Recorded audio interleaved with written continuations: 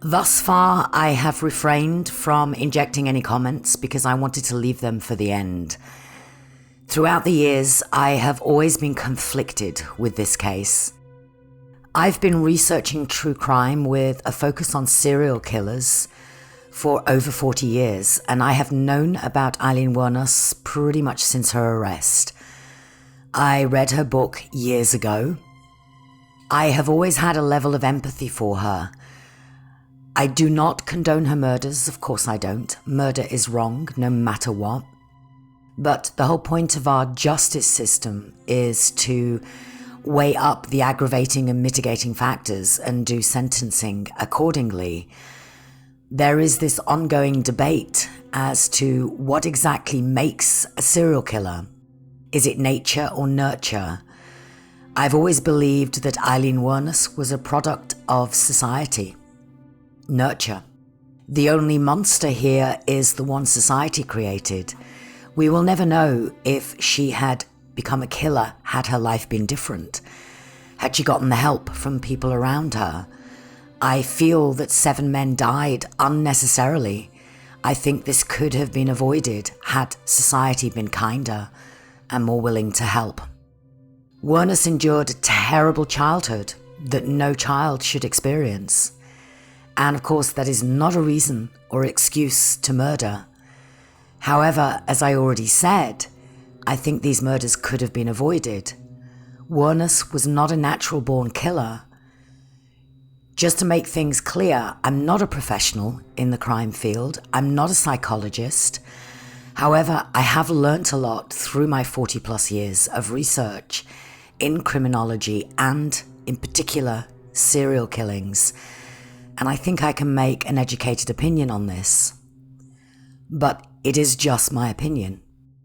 Wuornos' childhood was filled with so much instability, sexual abuse from her grandfather, her brother, and associates of her grandfather, all with his knowledge. And all this before she was 11. She was homeless at 15, thrown out by her grandfather because she got pregnant. A pregnancy, by the way, that resulted in the rape from one of his friends. Regardless of how you look at this, even if you believe that the pregnancy resulted from her prostitution or not, which she was already practicing at a young age in exchange for cigarettes and money and maybe even comfort of some kind, she was still a minor. This would have been rape according to the law. With most serial killers, there is a culmination of factors that make them what they are. This can be the McDonald's triad, which is a set of 3 factors, whereas the presence of any 2 are considered by many to be predictive of violent behavior, and these are bedwetting, setting fires, and animal cruelty. Then we have the dark triad of personality traits, which I personally have renamed to the dark quadrant of personality traits because they have added recently a 4th element. These are Machiavellianism, narcissism, psychopathic behavior, and the added one, sadism. Many serial killers have experienced trauma or abuse in their childhood. Not all of them, but many of them.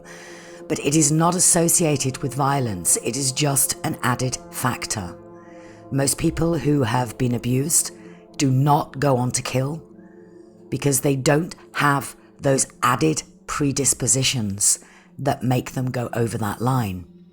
So why did Eileen kill? We may never really know for sure, but I don't believe she was a cold-blooded psychopathic killer. Was her first murder really self-defense? I think so. Maybe that is what tipped her over the edge. We'll never know. She was in possession of guns for years prior to her first killing. So what made her start then? Why was the public so interested in her at the time? I think it was a mixture of elements. Most people tend to think that women do not commit murder in this way. And when they do, it's usually black widows or angels of death who poison their spouses or administer deadly drugs to their patients.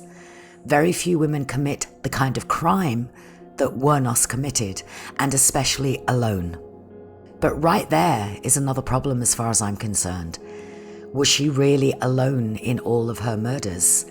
Law enforcement did have enough evidence that put Tyria Moore at least one of the murders. And she was at the very least complicit. Wuornos has been branded as the only female sexual predator, America's first known serial killer, an organized lust killer, and a monster. I will look at each of these a little later and give my opinion on each one. But there was a press frenzy, and they were doing what the press do so well, sensationalizing. Pretty much everybody around her was using this to make money, including her own lawyer and law enforcement. People accused her of looking remorseless and angry, but I don't agree with this. Sure, there were probably times when she was angry. I would have been, because everything was against her, but I think she looked more panic-stricken and even manic. Another very important factor in the makeup of Aileen Wuornos is her relationship with Tyria Moore. This may have been the first and only time in her life that she felt loved, but even that love would ultimately be misplaced. It is also important to know that Wuornos was not a woman devoid of emotion or feeling. Let me talk a little more about Tyria Moore while we're on the subject. Aside from the fact that she blatantly betrayed Wuornos in the end, I do believe she should have been convicted of something. She was no angel. She was fully aware of what Wuornos was doing. It is known that towards the end, Moore and Wuornos would argue about money or the lack thereof, and I even question whether Wuornos, through her love for Tyria, felt somehow pressured to prostitute herself more and, quite frankly, put her in more danger.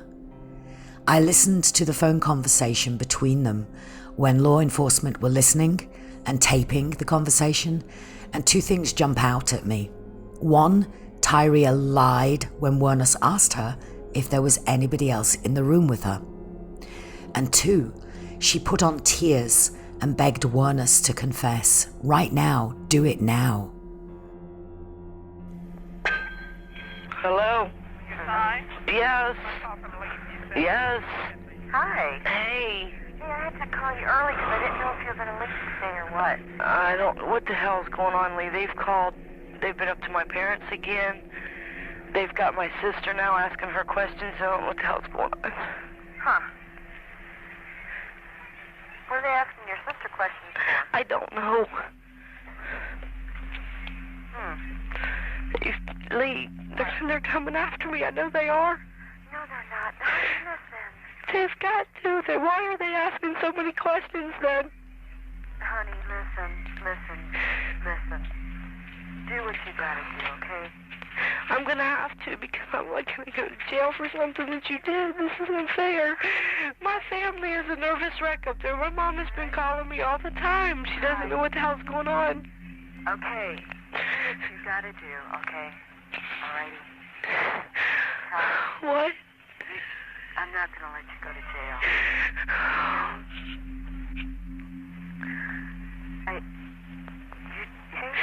You evidently don't love me anymore. You don't trust me or anything. I mean, you're going to let me get in trouble for something that I didn't do. I said I'm not. Listen, quit crying, please. I can't help it. I'm scared shitless. I know. I love you a lot. I don't know whether I should keep on living or if I should... No, Ty, listen. What if they don't believe me? Tyra, listen. What? I'm not going to let you go to jail or anything. Listen, if I have to confess, I will. Okay. Yes. Why the hell did you do this? Why did you do this? I don't know. Listen, Ty. What? I'll probably never be able to see you. You know that? Yes. I love you. If I have to confess everything just to keep you from getting in trouble, I will. Okay. Don't worry, okay? Okay. I love you. No. Don't do it now. Get it over with. Right this very moment? Yes. Get it over with. All right. Okay? Okay. You can right call this me very back moment. later. All right. All right. Okay, bye. That's very cold. And we must not forget that Tyria enjoyed the spoils of Wuornos' kills. Aside from the fact that using Tyria in this way to elicit a confession was very risky and controversial from an investigative point of view, as ensnarement is known for eliciting false confessions, this was also the ultimate betrayal. She got immunity from prosecutors and spilled all the beans on Wuornos. Yet Wuornos remained honourable towards her right up to the end, something you do not see in narcissists or psychopaths. They would not sacrifice themselves in this way in order to save someone else. Tyria should have been charged with something. I have a thing about plea deals at the best of times. I think they are open to abuse, and with a plea deal, you are going to say what the police want you to say. So why did Wuornos continue to kill if her first murder was self-defense?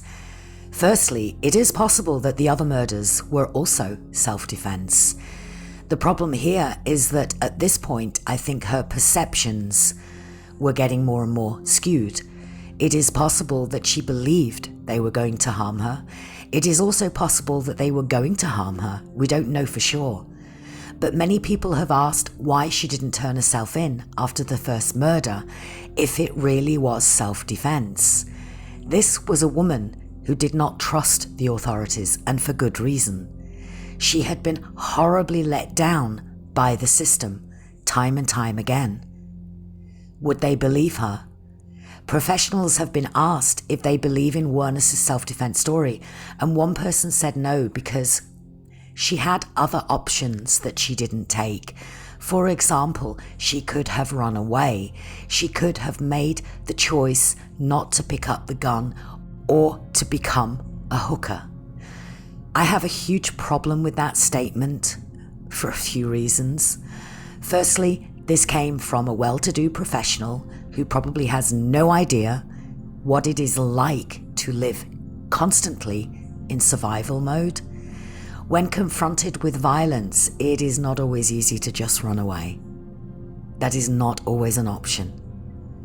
That's the first thing I want to say right off the bat.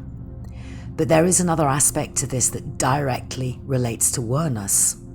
Take, for example, the time she robbed a store just to get $35 and 2 packs of cigarettes. She was incarcerated for over a year for a crime that I believe she committed out of a need to survive. The system was not kind to Wuornos and worked very much against her in every possible way. We know that Mallory, her first victim, had a criminal record as a sex offender, and she knew the authorities were not going to listen to her, and they probably wouldn't have given her record thus far. The other 6 killings are debatable for me. Maybe she did kill purely to get money, or maybe she chose her victims specifically through criteria of how they treated her. And somewhere in her own delusional and broken thinking, she believed they would have or were turning violent towards her, and she had now learned a new method of survival and she was going to use it. No more fuckery, so to speak. That might explain why she never killed more. The men who treated her with respect got to walk away. And as far as her choice to become a hooker is concerned, some people really do not have a choice, or their choices are limited, and these pompous professors do not understand this level of survival. One guy said, if you get to the point where your clients will rough you up, why not stop there? This made me so angry. Privileged people like that really have no idea what it is like to live like that, to have limited choices, and all you are thinking of is how to survive with the little that you have and with all the odds against you.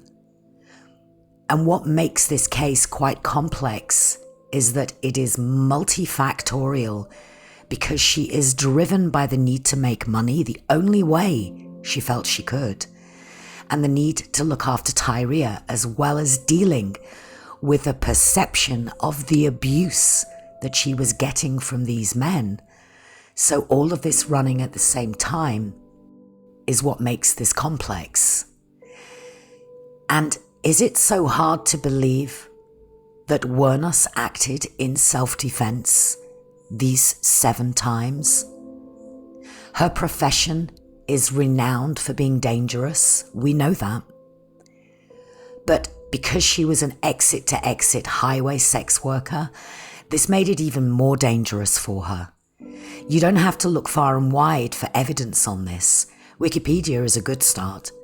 In one study, 44% of sex workers reported having experienced sexual abuse in their lifetime. The overall rates of sexual assault and rape is high, with one study finding that 68% of respondents had been raped since entering prostitution. These high levels of sexual violence suffered by sex workers have very traumatic effects on the men and women working as prostitutes and have been linked to higher levels of PTSD.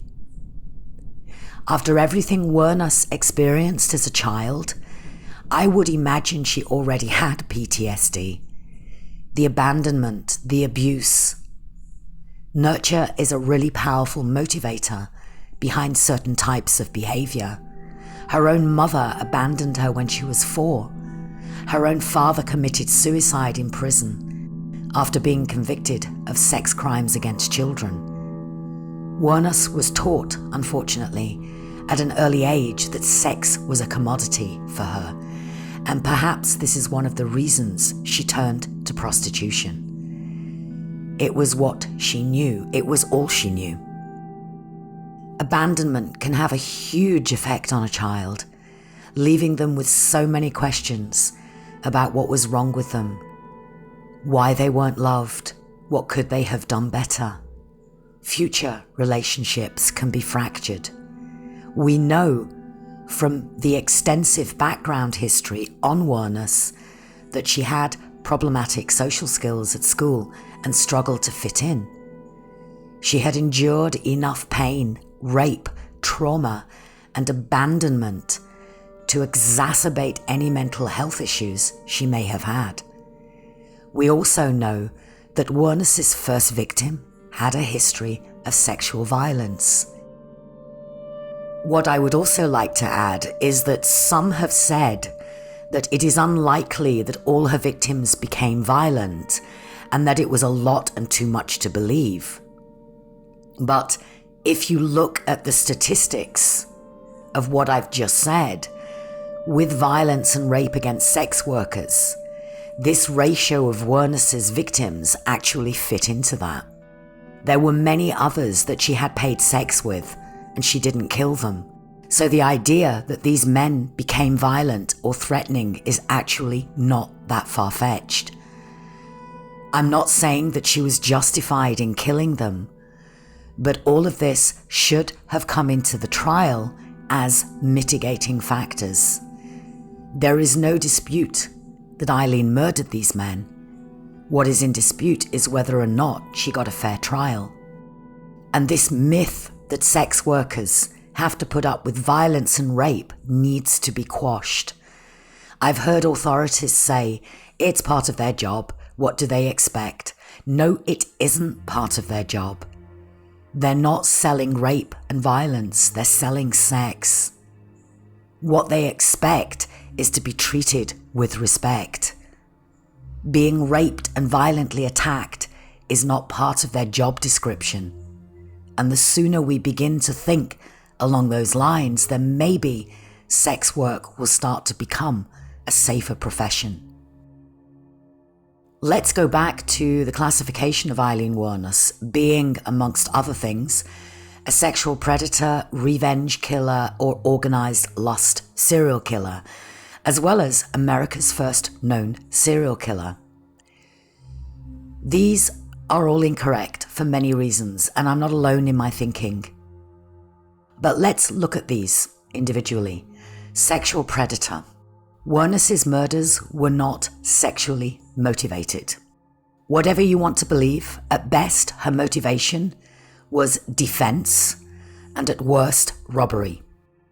Wuornos never displayed any interest in her victim's body, alive or deceased, in a sexual manner. The only sexual connection here is that she was a sex worker. This had nothing to do with her crimes as far as motive was concerned. Revenge killer. Some say there was an element of revenge, putting her in the typology of revenge killers, but I don't agree. I don't think this was a conscious factor when she pulled the trigger.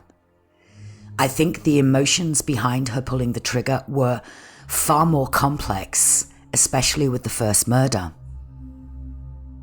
Lust serial killer. For the same reason that she is not a sexual predator, her murders were not lust or sexually motivated. Yes, the murders most likely were committed just after a sexual act or just before, but this had no connection with her motives or even the murders themselves. She got no sexual pleasure from killing. I would even debate whether she got any pleasure at all from killing. If you look at other serial killers, they usually have an element of sadism or pure pleasure of killing. They enjoy the actual killing, and this is their driving force. Wuornos didn't have that. But Wuornos did not kill all of her clients. And she certainly wasn't interested in collecting souvenirs in the same sense that other serial killers do this. Yes, she took items from her victims, but this was financially motivated and not reminders of her crimes. She was also not interested in tormenting her victims or drawing out their death. Many female serial killers, especially those that use a knife, for example Joanna Dennehy in the UK, kill because they enjoy killing. They get a kick out of it. That can't be said for Wuornos. Organized serial killer. I disagree with this categorization.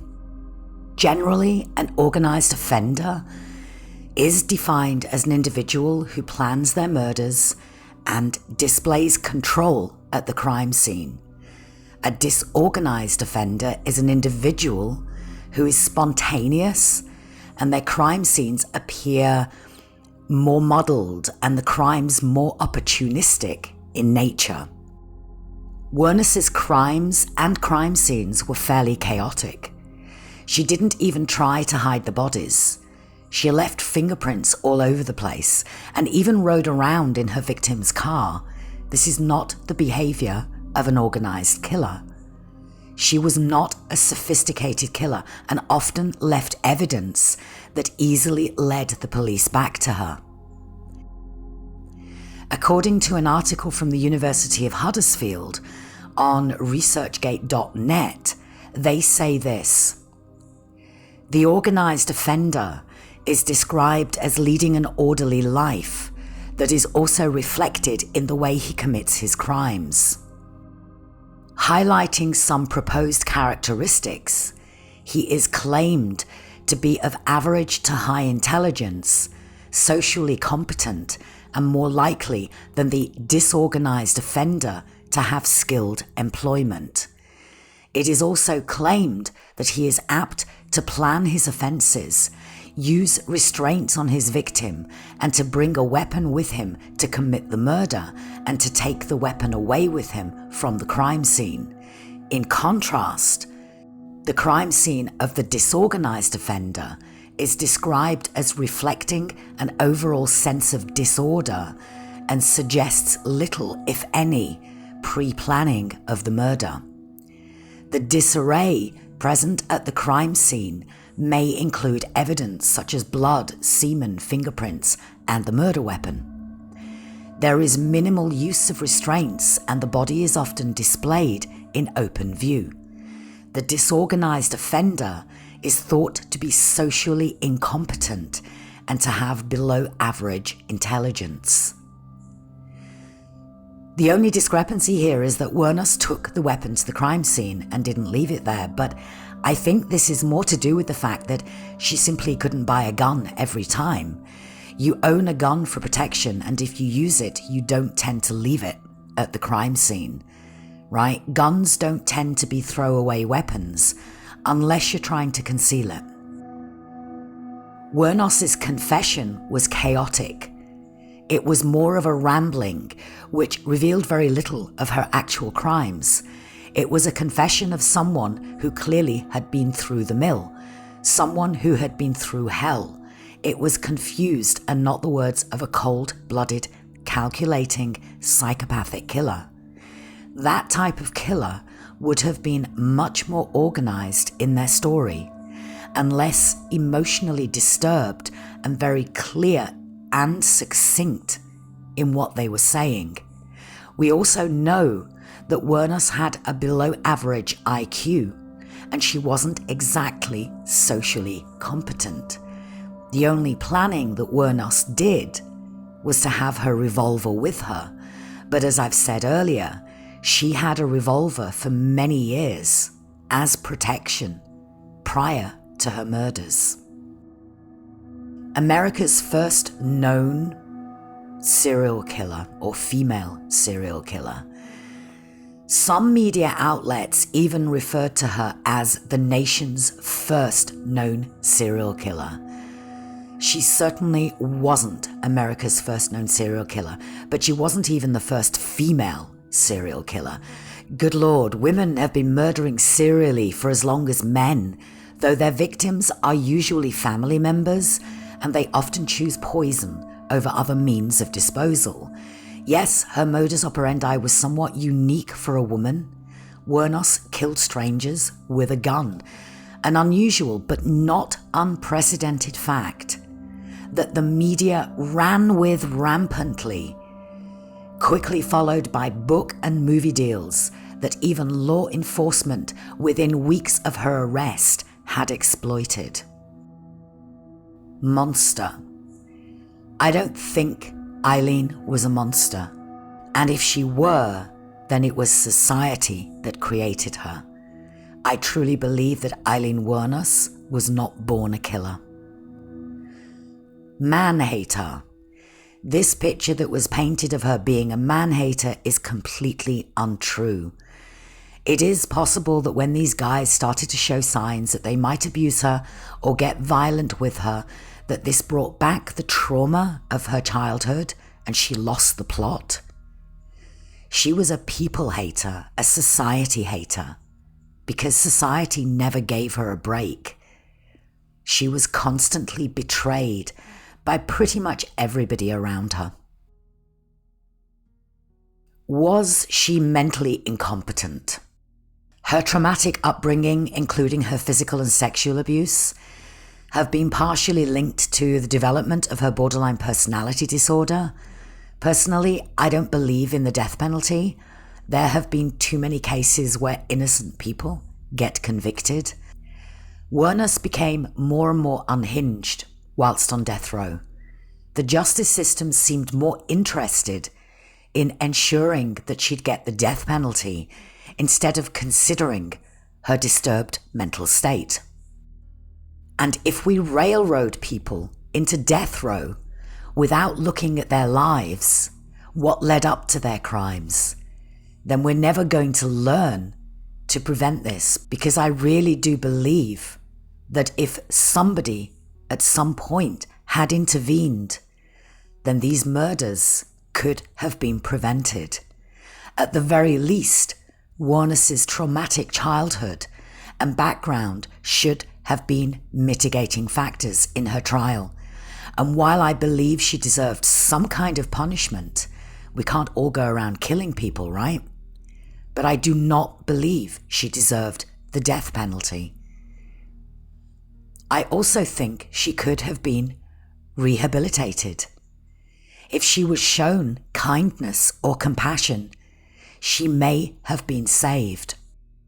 Instead, through public and political pressure, she was railroaded into death row One criminal psychologist presented a theory to explain Wuornos' inconsistencies during her confession, and I agree with her.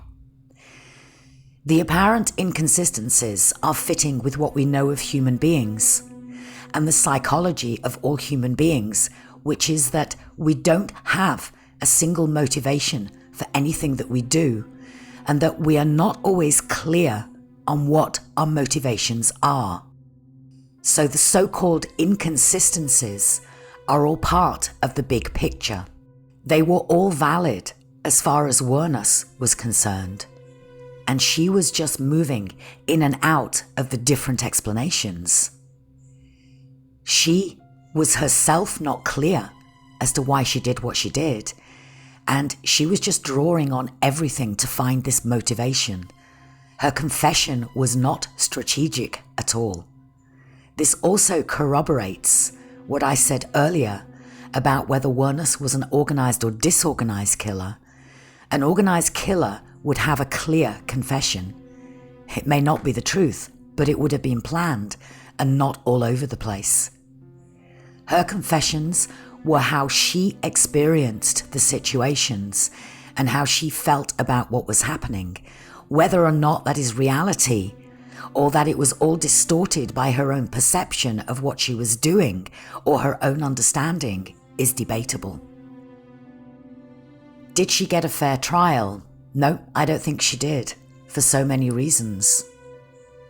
Number one, it is a legal and human right to have the presumption of innocence until proven otherwise. This did not happen in Wuornos' case in two ways. Yes, they had a confession, but the confession was elicited through ensnarement. And remember, these types of confessions carry a high probability of being false. Everything was stacked against her from the start. She was portrayed as a heartless, cold-blooded serial killer. But actually she wasn't. She was convicted of murder long before the trial even began. Law enforcement decided this at the beginning and would not waver. She clearly was not psychopathic. She was borderline and explosive as a character, a little crazy and paranoid, but she did not show that she was an ongoing danger to others. She had clearly killed people, but under great duress and a set of circumstances that were complex, but they still executed her. They didn't need to.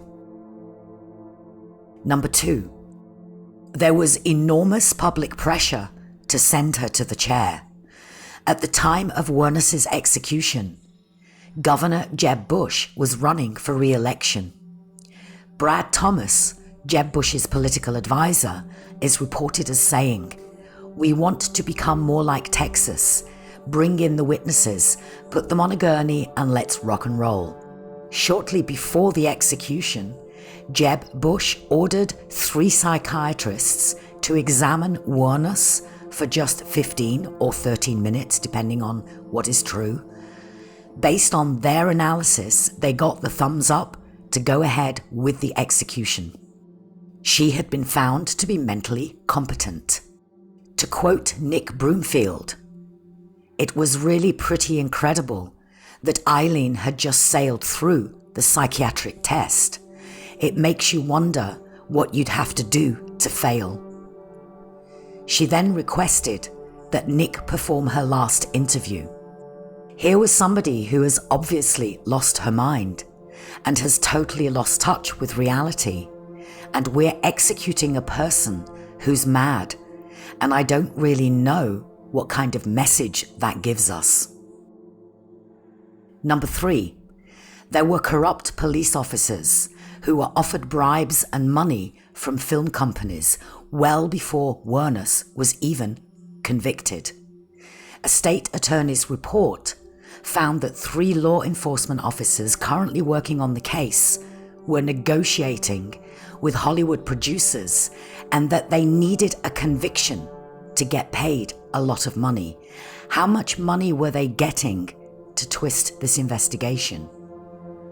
the police officers appointed an attorney to negotiate with the various movie companies after Wuornos was arrested. The same attorney also represented the interests of Tyria Moore in these discussions. 2 of the officers involved in movie negotiations were later transferred out of the Criminal Investigation Division, while the 3rd officer resigned after a phone bug revealed conversations of movie deals. One officer, Sergeant Brian Jarvis of the Marion County Police Force, who led the murder investigation, was later demoted into traffic patrol after a month of continuing harassment on the job as detective, resulting from his finding out about the movie rights deals being made between Tyria Moore and several law enforcement officers. Sergeant Jarvis said that Tyria was initially targeted as one of the killers, and there was a lot of evidence to corroborate this. Soon after, he got home to find a note on his back door telling him to keep his mouth shut or something could happen to his family. Shortly after that, his house was broken into and all the files to the Wuornos case were trashed.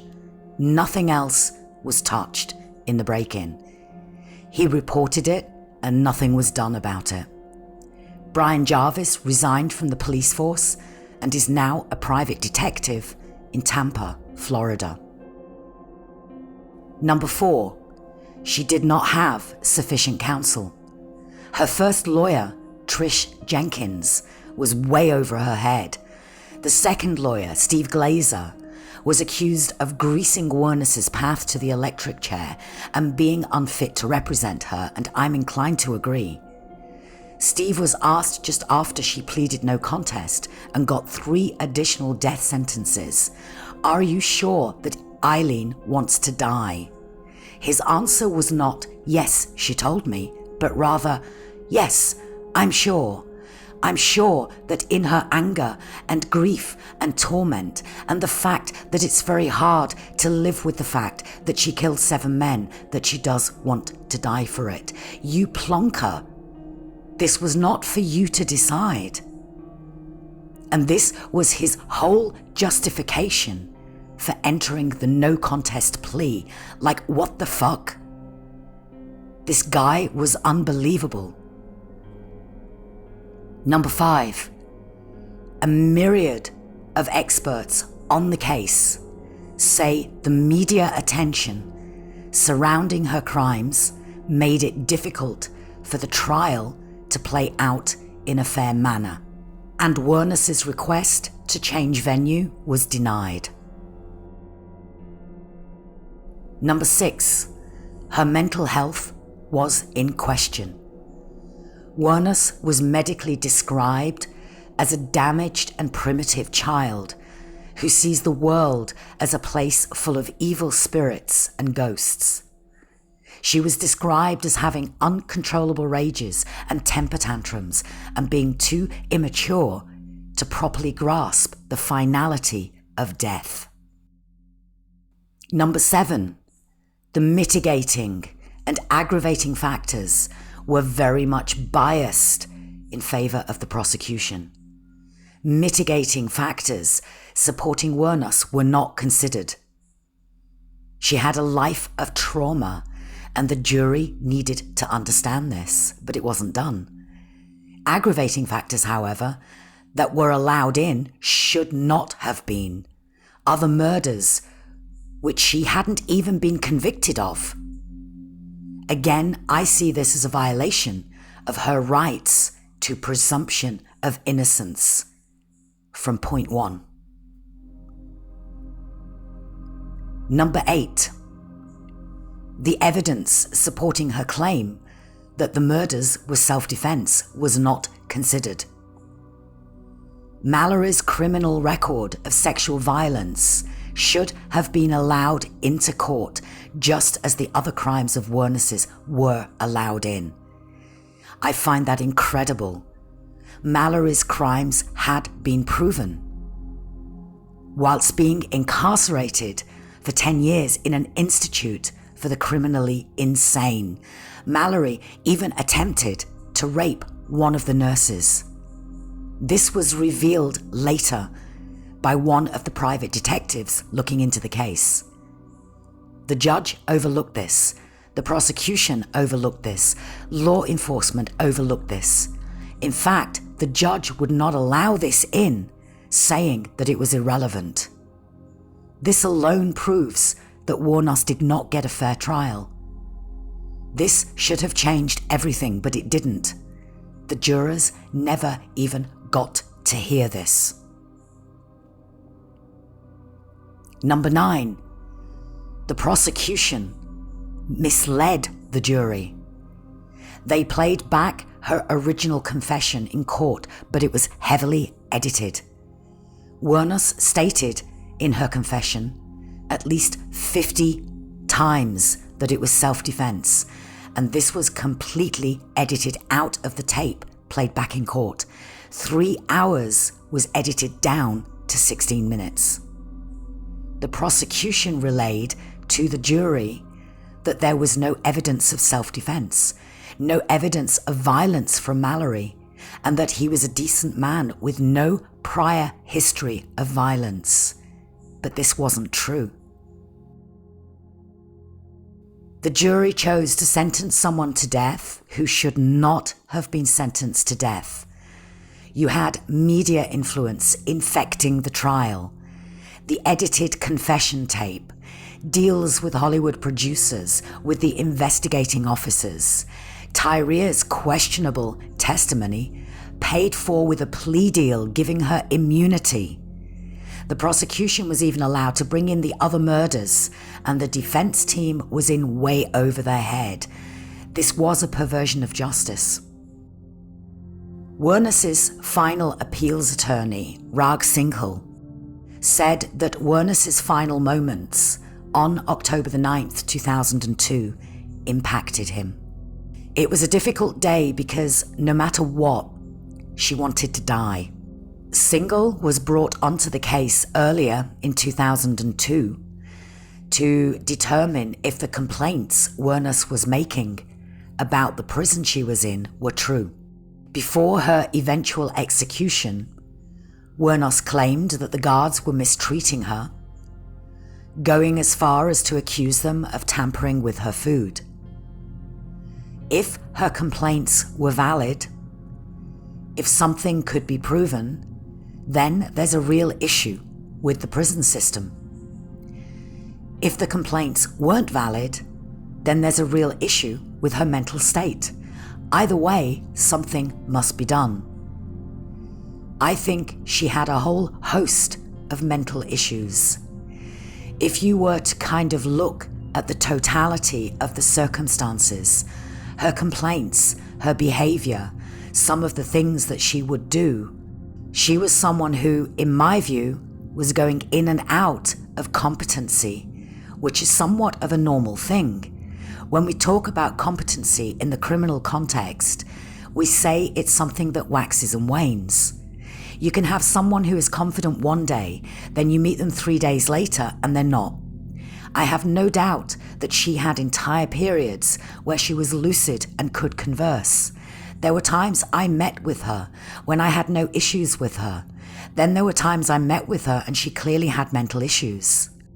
As an example, Singhal recalls Wuornos would occasionally laugh uncontrollably for no real reason in meetings with him. But she was the same woman who, in her letters to the Florida Supreme Court, was capable of a level of advanced penmanship. Singhal believes this is why she could pass some of the competency tests. To Singhal, this was a clear example of her waxing and waning periods of competence. She was definitely someone who had good days and bad days, and rarely were the two consecutive. But when you think about the fact that someone like Ted Bundy was offered life in prison, while Aileen Wuornos was someone where death seemed to be really all that was ever on the table, I think there's a lot of things that come into play that make it seem like the level of fairness was a little bit different for her. Nick Broomfield said that he found Wuornos to be the only honest person in the case. Everyone else, including the police, were all involved in selling her story for as much money as possible. There was no proper investigation into this. It was all covered up. He said, "One of the reasons I had felt so much sympathy for Eileen was that she was betrayed by those closest to her all her life.